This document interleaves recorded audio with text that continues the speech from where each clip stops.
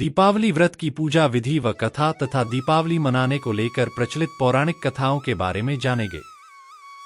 सबसे पहले दिवाली के दिन सूर्योदय से पहले उठकर स्नान करें। इसके बाद साफ वस्त्र धारण करके पूजा घर की करके अच्छे से साफ सफाई करें। इसके बाद माता महालक्ष्मी के नाम की ज्योति जलाएं। दिवाली व्रत के दिन फल, दूध, सात्विक भोजन का ही सेवन करें। व्रत पूजा के दौरान मां लक्ष्मी जी को रोली, चावल, पान, सुपारी और नारियल अर्पित करें। भोग के रूप में आप मां लक्ष्मी को खीर, बतासे और सफेद मिठाई अर्पित करें। घी का दीपक जलाकर पूजा करें। अंत में मां लक्ष्मी जी की आरती करके सभी में प्रसाद वितरित करें। दिवाली पर लक्ष्मी पूजन के समय उनकी ये कथा जरूर सुने, इससे विशेष लाभ प्राप्त होगा। एक जंगल में एक साहूकार रहता था। उसकी बेटी रोजाना पीपल के पेड़ पर जल चढ़ाया करती थी। जिस पीपल के पेड़ पर वह जल चढ़ाती थी, उस पर मां लक्ष्मी का वास था। एक दिन मां लक्ष्मी ने साहूकार की बेटी से कहा, मैं तुम्हारी मित्र बनना चाहती हूं। इस पर साहूकार की बेटी ने कहा, मैं अपने पिता से पूछकर बताती हूं।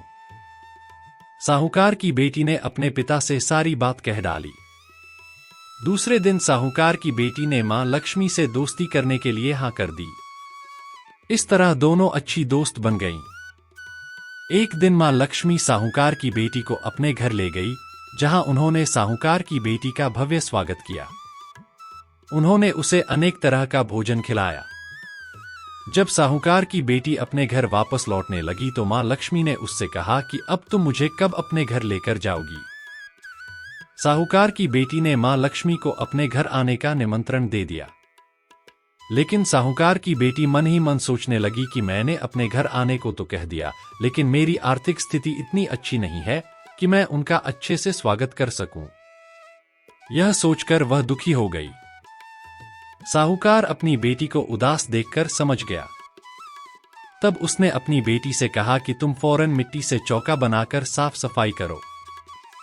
4 बत्ती के मुख वाला दीपक जलाकर मां लक्ष्मी का स्मरण करो। पिता की बात सुनकर उसने वैसा ही किया। उसी समय एक चील किसी रानी का नौलखा हार लेकर उड़ रही थी। अचानक वह हार साहूकार की बेटी के सामने आकर गिर गया। तब साहूकार की बेटी ने वह हार बेचकर भोजन की तैयारी की। थोड़ी देर बाद भगवान श्री गणेश के साथ मां लक्ष्मी साहूकार के घर आईं।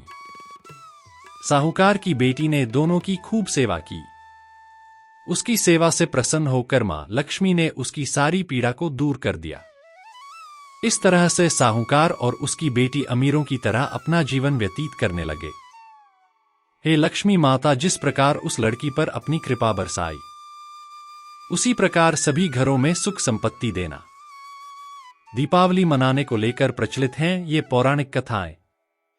एक पौराणिक कथा के अनुसार कार्तिक अमावस्या के दिन भगवान श्री राम वनवास काटकर और रावण का वध करके अयोध्या लौटे थे। भगवान राम के अयोध्या आगमन पर लोगों ने दीप जलाकर उत्सव मनाया था। तभी से दिवाली मनाई जाती है।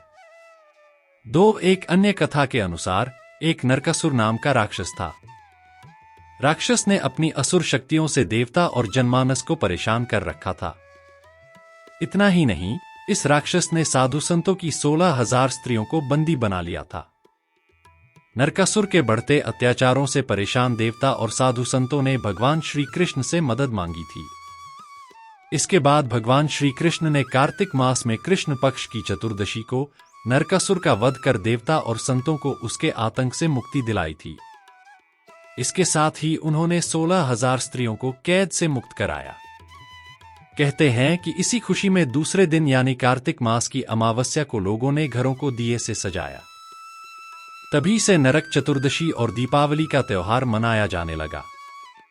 दिवाली को लेकर धार्मिक मान्यता है कि इस दिन भगवान विष्णु ने राजा बलि को पाताल लोक का स्वामी बनाया था और इंद्र ने स्वर्ग को सुरक्षित पाकर खुशी से दीपावली मनाई थी।